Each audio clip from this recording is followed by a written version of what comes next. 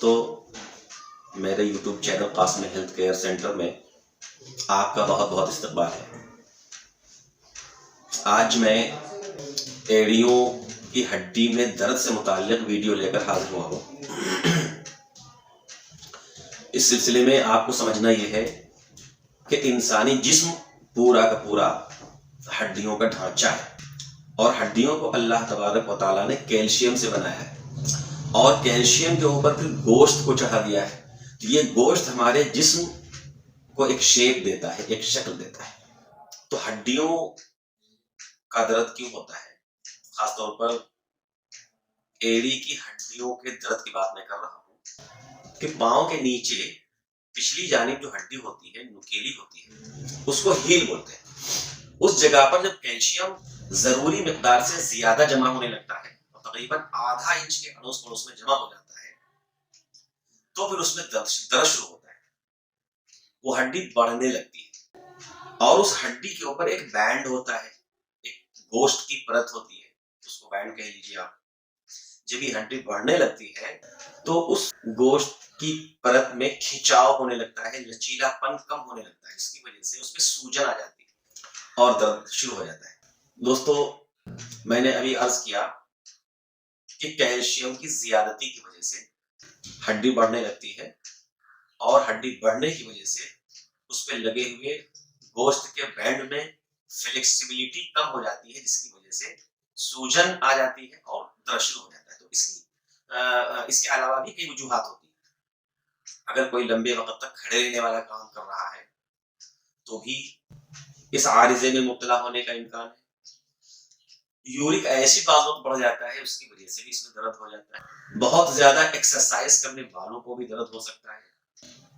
ऊंची हील वाली सैंडल या जूतियां ख्वातीन कभी कभी पहनती हैं आमतौर पर, तो उसकी वजह से भी दर्द हो सकता है। और इसी तरह अगर टाइट जूतों का इस्तेमाल तो भी हो सकता है। ये चलने में इंसान बराबर पाँव नहीं रखने की वजह से भी एड़ियों के दर्द में मुब्तला हो सकता है। बहरहाल, शुरुआती दौर में दवाओं के बजाय एहतियात और बेहतर ग़िज़ा और देसी नुस्खे का इस्तेमाल करते हुए आदमी राहत पा सकता है। इस सिलसिले में डॉक्टर्स लोग अगर मुझसे रुजू करें तो एंकल जॉइंट का एक्सरे करवाते हैं, उसके बाद वो कैफियत का अंदाजा लगाते हैं और फिर अपना ट्रीटमेंट शुरू करते हैं। मैं यूं कहूंगा कि सबसे पहले अपने घर में ही तवज्जो दे लीजिए, देसी टोटके इस्तेमाल करके अपने आप को फिट कर लीजिए। अगर ऐसा महसूस करते हैं तो आप बर्फ का टुकड़ा लेकर 5 से 10 मिनट तक दिन में 1 से 2 बार दर्द के मुकाम पर आप सेका लीजिए। तो बर्फ का सेका ये एक तरीका है राहत पाने का।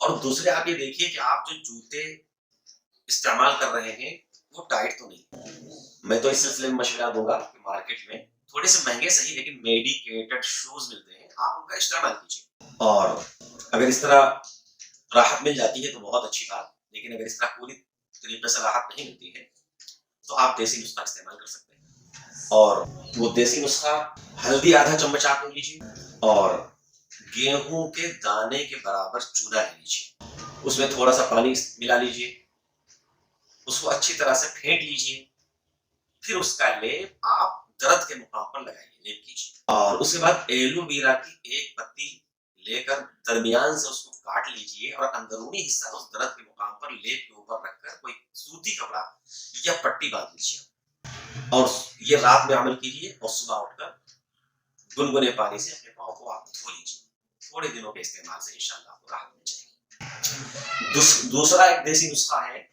2 चम्मच सरसों का तेल, उसमें आधा चम्मच हल्दी मिलाकर पका लीजिए, फिर आधा चम्मच लीमू का रस उसमें मिला दीजिए, फिर मीडियम साइज के एक प्याज लीजिए और वो आधा प्याज अच्छी तरह से कतर के छोटा छोटा उसका पेस्ट बना के वो भी उसमें मिला लीजिए और उसके बाद आधा चम्मच नमक उसमें मिलाकर अच्छी तरह से फेंट लीजिए और इसको एड़ी के दर्द वाले मुकाम पर अच्छी तरह से लेप करके सूती कपड़े से बांध लीजिए और सुबह उसको धो डालिए। ये अमल आप बिला नागा रोजाना भी कर सकते हैं, लेकिन एक दिन छोड़कर भी आप ये देसी नुस्खा इस्तेमाल कर सकते हैं। बहुत ही जल्द आपको पूरी तरह एड़ी के दर्द में राहत मिल जाएगी, उसकी सूजन खत्म हो जाएगी, दर्द भी उसका कलाकमा हो जाएगा। लेकिन अगर बहुत ही ज्यादा होता है, इससे भी राहत आपको नहीं मिल रही है, इसका मतलब है कि हीलस्पर में आप मुब्तला हो चुके हैं, यानी वो हड्डी जो नुकीली होती है वो बढ़ चुकी है। जाहिर सी बात है उसके लिए दवा लेना है आपको। तो इस सिलसिले में मैं यूँ कहूँगा कि आप होम्योपैथिक दवा का इस्तेमाल कीजिए। वो दवा मैं आपको बता रहा हूँ, अच्छी तरह ज़हन नशीं कर लीजिए। पहले तो एक कॉम्बिनेशन बता रहा हूँ, रस्टॉक्स 30 ताकत में, बरोनिया 30 ताकत में, पल्साटीला 30 ताकत में, रोडोडेंड्रॉन 30 ताकत में, इसी तरह रूटा 30 ताकत में। ये 5 दवाएं, रूटा, रोडोडेंड्रॉन, पल्साटीला, ब्रायोनिया और रस्टॉक्स, ये 5 दवाएं किसी भी होम्योपैथिक मेडिकल से आपको बआसानी मिल जाएगी। 30-30 ml ये दवाएं आप ले लीजिए और किसी बड़ी शीशी में इन 5 दवाओं को बराबर बराबर मिला लीजिए। 15-15 ml आप मिला लीजिए। अव्वल फुर्सत में तो 75 ml बन जाएगी। 100 ml की फाइल आप खाली ले लीजिए शीशी और अच्छी तरह से मिला के 1 चम्मच पानी में 5-5 बूंद रोजाना सुबह, दोपहर और शाम को इस्तेमाल कीजिए। इसी तरह हफ्ते में एक बार एक दवा है थूजा, 200 पावर में हफ्ते में एक खुराक, 2-4 बूंद डायरेक्ट अपनी जुबान पर इस्तेमाल कर लीजिए। और बायोकेमिक में एक दवा आती है Calcarea floor, Calcarea floor 6x, इसकी 4-4 टैबलेट सुबह, दोपहर, शाम आप इस्तेमाल कीजिए। इसी तरह बायोकेमिक में हेक्ला लावा 3x में ये खरीद लीजिए और इसकी 2-2 टैबलेट सुबह, दोपहर और शाम को आप इस्तेमाल कीजिए। ये दवाएं इस्तेमाल करने के बाद आप देखेंगे कि कितनी तेजी के साथ आपको एड़ी के दर्द में इजाफा हो रहा है। ये दर्द एकदम नहीं शुरू हो जाता, आहिस्ता आहिस्ता बढ़ता है। और वो जो मैंने बैंड बताया खाल का, जो एड़ी की नुकीली हड्डी पर चढ़ा हुआ होता है, अगर उसमें सूजन आ जाती है तो उसको प्लांटर फेशिया बोलते हैं। और नुकीली हड्डी अगर बढ़ने लगती है तो उसको हीलस्पर बोलते हैं।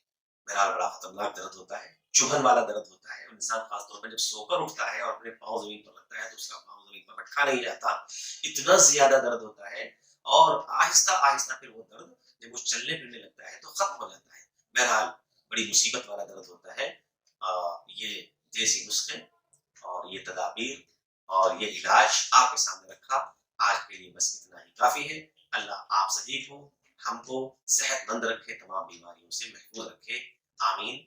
मेरे इस वीडियो को ज्यादा से ज्यादा लाइक और शेयर कर दीजिए। नाजरीन से दरख्वास्त है, पहली बार अगर वीडियो देख रहे हैं तो फिर इसको सब्सक्राइब करना भी न भूलिए और बेल आइकन को भी दबा दीजिए। अल्लाह हम सबको अच्छा रखे। अस्सलामु अलैकुम व रहमतुल्लाहि व बरकातहू।